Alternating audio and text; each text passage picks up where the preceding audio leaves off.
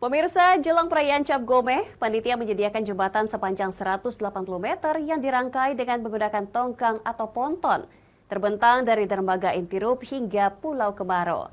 Hal ini untuk mempermudah akses para pengunjung untuk keseluruhan persiapan telah mencapai 80%. Cap Gomeh merupakan pesta bagi rakyat Tionghoa yang biasanya diselenggarakan 1 tahun sekali, yakni pada malam ke-15 setelah Hari Raya Imlek. Kerlap-kerlip lampion pun siap membahana di Pulau Kemaro yang merupakan destinasi wisata religius yang berada di kota Palembang. Untuk persiapan telah mencapai 80%. Hingga saat ini, para pekerja terlihat sibuk melakukan pembenahan hingga pemasangan jembatan sepanjang 180 meter dengan menggunakan 6 tongkang yang dirangkai, terbentang dari dermaga Intirup hingga Pulau Kemaro.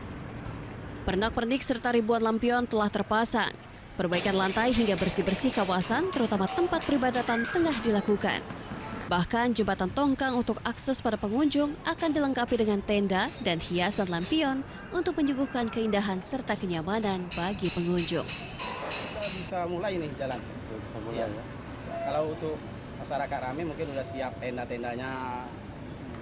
Ini hampir 60% tunggu tenda, jadi 80% ini. Udah jalan 80%. Tinggal tunggu tenda ini. Tenda, lampu-lampu gitu aja. Bagi masyarakat yang ingin berkunjung ke Pulau Kemaro, akses jembatan Poton telah siap digunakan, sedangkan untuk puncak perayaan Cap Gomeh akan jatuh pada tanggal 24 Februari 2024 mendatang. Dari Palembang, Erwin Setiawan, iNews melaporkan.